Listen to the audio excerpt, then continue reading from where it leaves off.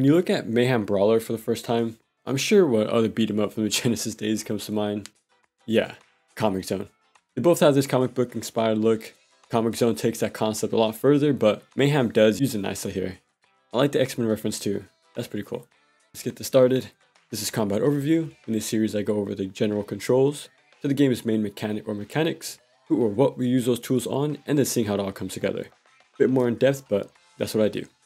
We got our standard punch on square, doing a 3-hit combo, and that's it. There's no hold inputs, delays, or heavy attacks to mix it up, just a punch. You can grab, just gotta walk up to him, can pummel, which launches afterwards, allowing you to combo him some more, or you can toss him behind or in front of you, which you'll be invulnerable while you're doing that. Yeah, throws are a great way to crowd control, and some even hit grounded enemies, which is pretty cool. You can dash with L1 for some quick movement, and there's 2 follow-ups with this. The first one is this jump attack, which launches whoever you hit, and it OTGs. This just lets you keep the combos going no matter where or what state enemies are in. The second option is this dash attack, having you get in close to start something. Some characters' dash attacks can even combo into itself, except the tank, but he does a Blanca ball, so it's all good. The nice thing about this dash, it can be done whenever, since it'll cancel out your jab, letting you reposition or combo with ease. Speaking of cancels, check this out. So the newest character added, right? She-Wolf. Her dash attack is a slide. Pretty good stuff, pretty good. Well, how many of you would have guessed that she has dash canceling? She's basically wave dashing. Kind of broken, the amount of movement it gives, but it's pretty damn fun to do. Well, another character, Star's regular dash is just as wild, but yeah. She-Wolf can OTG with it, and if you're fast enough, you can combo into itself as well. You can't spam it since you're not invulnerable when you do it, so enemies do have a chance to punish you. Alright, onto defenses. Our main form of that is blocking with R1. You can hold it and block entire combos, but the downside is you'll take chip damage. That's something to look out for. You can't move either while blocking, and your back is open to being hit. But you can't change which way you're facing. And yep, we can take it a bit further. So when an enemy lands a hit on your block, you'll see this little purple timed indicator letting you know that's the window you can counter him, which launches, setting up for a combo. Now this is super easy to do because you don't need to time your block at all. You can just hold it however long, and once they do land a hit on your block, then you can counter, which you can do back to back. And that's because blocking will cancel out basic attacks, startup, end lag, if you're on hit, whiff, whatever. Now because it's so fast, not only can you counter on reaction, but similar to DMC3's Royal Guard cancels, how it allows you to loop your first attack or two over and over. You can do that here too, but there's actually an in-game mechanic or system that'll prevent infinite on enemies. They'll break out of it and attack you, which is kind of why they even thought about it. Now other defense options like neutral jumping isn't invulnerable, so you can't do that to dodge projectiles. You can just block them though, so that's covered, or just dash jump over them too, going into the OTG launcher setup. And if you get knocked down, pressing X or jump will break your fall, keeping the action going. Now onto the HUD, of course the green is health, and the blue meter beneath is used for our specials on triangle. We have a neutral press, that's a get off me tool. A forward special that can crowd control as well, but it's way better for combo extensions. And yeah, specials are cancelable after our basic attacks, so it can be done middle of a grounded or airborne combo. They both can OTG as well.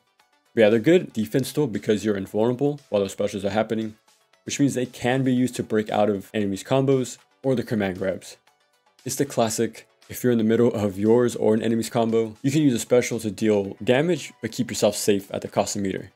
And health is never used for specials here, we just use meter.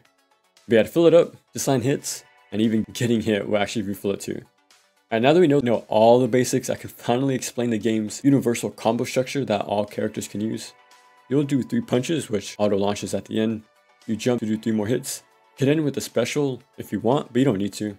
And once you're back on the floor, you can use a special to set up an OTG follow-up to start your air combo again. It's literally no different from Marvel combos. So even though there's a tried and true string, you can still combo by mixing things up, using a few different tools, and it also depends on what surrounding enemies are about to do, so it's all situational. Speaking of enemies, we'll be fighting these guys who carry melee weapons, which you can pick up after you beat them up. Werewolves who rush you down from afar, rangers who rush you. There's actually a lot of enemies with that exact strategy. Or these vampire ladies who will either command grab you if you're too close, or if you're too far, they'll point to let you know they're about to teleport behind you for a quick attack. They're my favorite since they got options, but yeah.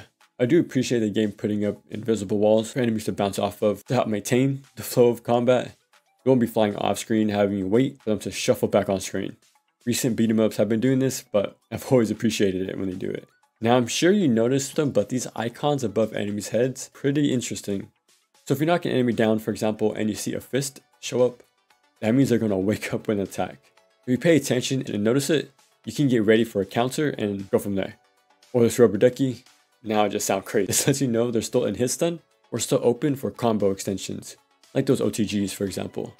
You'll see purple exclamation points, which means their attacks in startup, and the helmet means that attack has super armor, but it can be beaten out with specials. But yeah, this feature is the best thing here, I'll say. It's such a cool addition to have because if you don't know the character you're playing, or if the screen is a bit too busy visually, looking out for just these icons alone will give a ton of useful info. And that's Mayhem Brawler. It's fast, snappy, has a solid combo structure, there's OTGs, counters, wave dashing, and a pretty neat system using icons for some visual feedback. All around, just an extremely solid, good playing beat 'em up. The only downside are the few enemies sharing the same exact attack patterns, but even then, when you get in and start something with all them tools, it's pretty enjoyable. Plus you get a mix of 4 different characters to play.